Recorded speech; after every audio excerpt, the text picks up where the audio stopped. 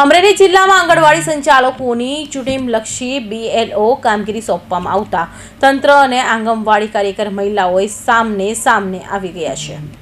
ધારી તાલુકામાં આંગણવાડી સંચાલિકાઓને BLO તરીકે કામગીરી ફરજિયાતપણે સોંપવામાં આવી રહી છે। આજે અમરેલી ધારીમાં યોજાયેલી બેઠકમાં આંગણવાડી વર્કરોનો ઓર્ડર સ્વીકારી લેવા દબાણ કરી જો ઓર્ડર નહીં સ્વીકારે તો વોરંટ નીકળશે કહેતા જ ટેન્શનમાં આવી ગયેલી 3 સંચાલિકાઓની તબિયત લથડી જતા હોસ્પિટલમાં સારવાર માટે ખસેડવામાં આવી હતી।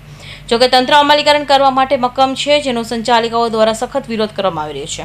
સંચાલિકાઓનું રટણ છે કે તેમને પોતાની મૂળભૂત આંગણવાડી કામગીરીનું ભારણ પહેલેથી જ ખૂબ વધારે છે અને તેવામાં BLOની વધારાની કામગીરી સ્વીકારી તેમને આ માટે શક્ય નથી। કાંઈ મિટિંગમાં કહેવામાં આવ્યું એ ધમકાવીને કહેવામાં આવેલ છે, પણ પ્લસ કે આંગણવાડીની માંગ એવી છે બહેનોની કે અમે અમારા કામથી નથી અમે પહોંચી શકતા, તો અમે આ BLOની કામગીરી કઈ રીતે? સાહેબ એનું એવું કહેવાનું છે કે તમારે રજાના દિવસે કામ કરવાનું। તો સાહેબ અમારે પણ નાના બાળકો છે, અમારે ઘર છે, તો પછી અમે રજાના દિવસે કઈ રીતે કરી શકીએ? અમારે અમારા નાના બાળકોને તો સાચવવા ને સાહેબ।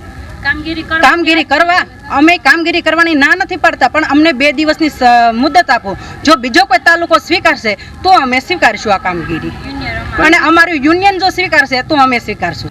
ધારીમાં યોજાયેલી એક બેઠકમાં અધિકારીઓએ આંગણવાડી સંચાલિકાઓને ઉગ્ર ભાષામાં ખખડાવવામાં આવી હતી। સંચાલિકાએ કહે છે કે અધિકારીઓએ કામગીરી નહીં સ્વીકારવા બદલ વોરંટ ઇસ્યુ કરવામાં આવશે તેવી ધમકીઓ પણ હતી, તેવા આક્ષેપો કરવામાં આવ્યા હતા। તો આ તણાવપૂર્વક માહોલને કારણે 3 આંગણવાડી સંચાલિકાઓની તબિયત અચાનક લથડી હતી, જેને પગલે તેમને તાત્કાલિક ધારીની સરકારી હોસ્પિટલ સારવારથી ખસેડવામાં આવી હતી।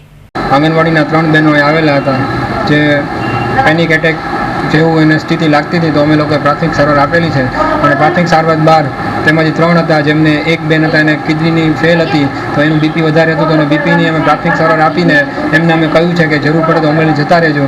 બીજા બેનને માનસિક બીમારી હતી, એમને સારવાર આપીને અમે અમરેલી જવાનું કીધેલું છે, અને એક બેન હતા એમને દવા આપીને સારું છે તો એમને અમે પછી રજા કરેલી છે।